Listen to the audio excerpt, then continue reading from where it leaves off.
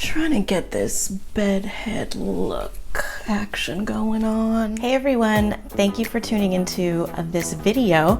If you're new to my channel, my name is Kiki. I'm the creative director and founder for Fedos Creative Designs.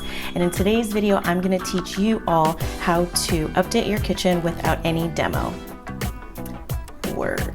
Before we get into this video, please hit that red subscribe button and ring that bell. That's going to be a notification to you about all the updated videos that I upload to my channel. And we'll go ahead and wait for you to just subscribe. Just go ahead and subscribe. Just click that button. We'll wait. Don't worry, there's no rush.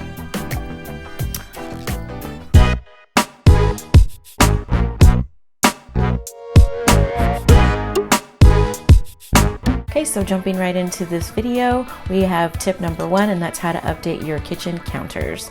If you're looking to get that granite or marble effect, then I recommend getting one of these kits. For example, the only one that I like is Gianni. You can get it at Amazon or Home Depot. It's like 80 bucks, and it comes with a roller paint, some other things that you're going to need to use for this kit. Super easy to use, and actually it's a really authentic looking option for you. Even though it's faux, doesn't really matter. You still get that whole effect, and it's still your countertop where you're not putting a piece of like sticky tacky paper that you can peel on and off. I don't like that option. I don't think it's going to last very long.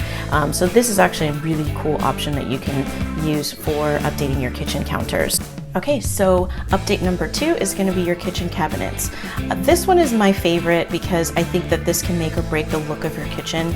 You can either bring a really bold color in there, or you can make it very neutral. You can have fun with the accents and everything like that, but definitely my tip for this is to paint them. I don't know if I would do it myself because I've done it before and it's a lot of work. So depending on your cabinets that you have in your kitchen, I would either hire somebody like a contractor just to quickly paint them, or if you feel like doing something fun during the weekend, then by all means paint your kitchen cabinets. So another update that you can do is to change the actual knobs of the kitchen cabinets. This one is actually such an underrated tip because not everybody thinks to do that.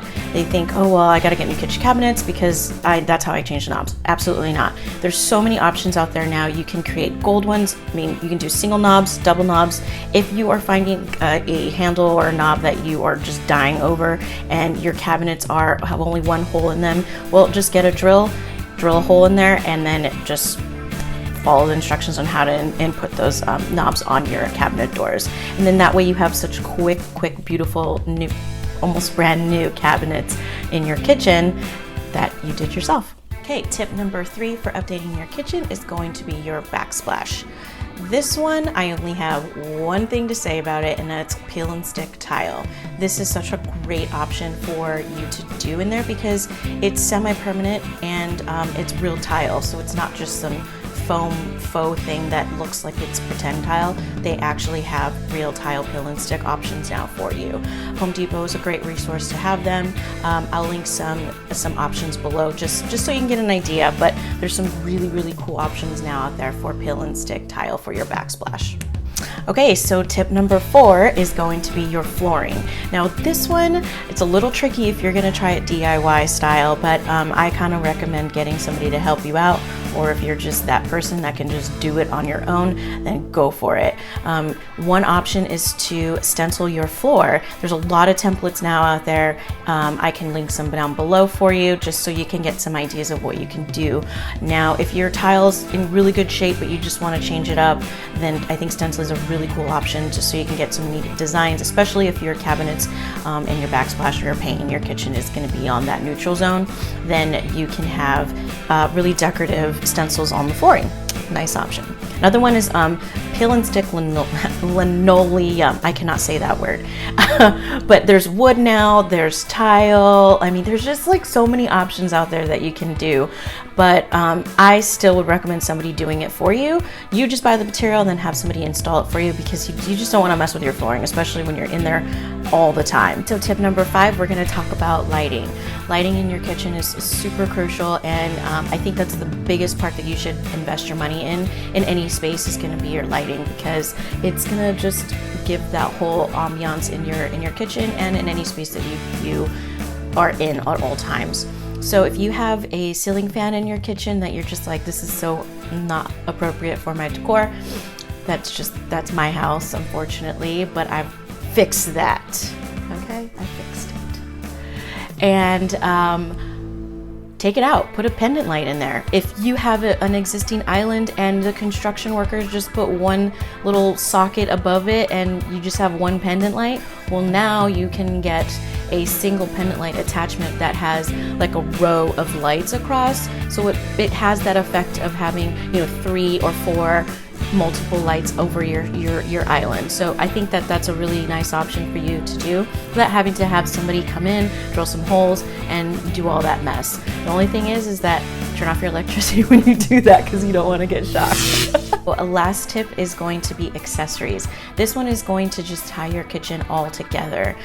You're going to want to keep some accessories at a minimum, because depending on your space. So for example, if you have a large amount of space, then feel free to just put some jars out there with, sugar, flour, rice, whatever things that you use, but make sure they're all coordinated together. So if you want some clear jars, stick with clear jars.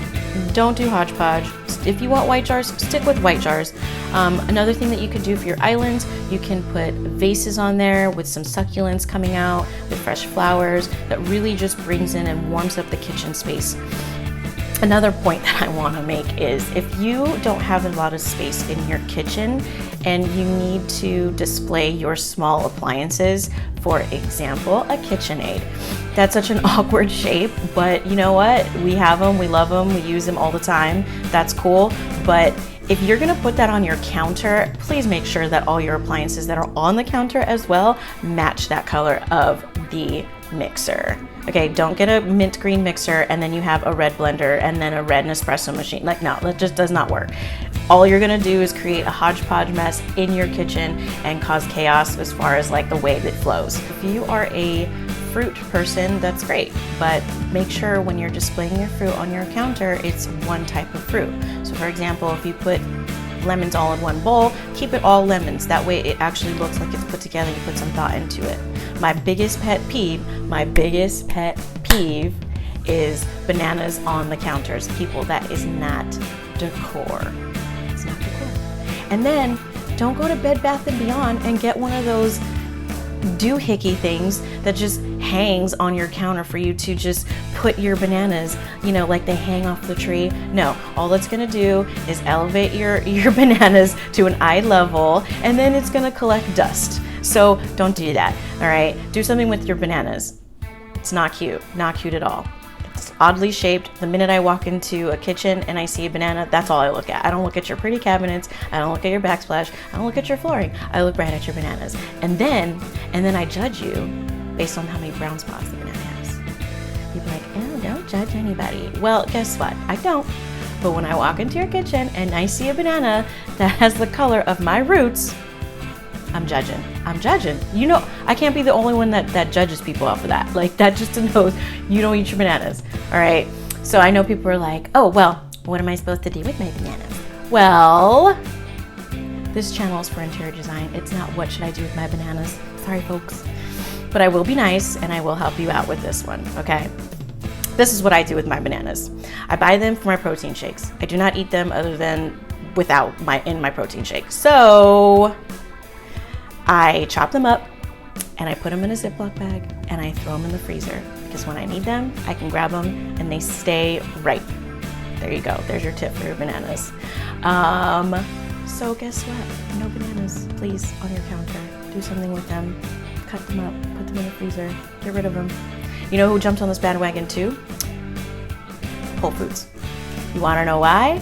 Because you don't put bananas on your counter. You just don't do that, okay? That is all I have for you today on how to update your kitchen without any demo. If you found this video enjoyable and helpful, please give me a thumbs up and hit that red subscribe button. I update videos 1 to 2 times a week. Still working on that, but definitely 1 time a week for sure. Also, if you have any questions, leave me a comment. Let me know if you're gonna like do something on your kitchen and you just need help. I would love to hear from you. This is my favorite thing to do in my life. That's why I made it my career goal. So please feel free to reach out to me. Until then, please practice appreciation and gratitude. I will check you all out next week.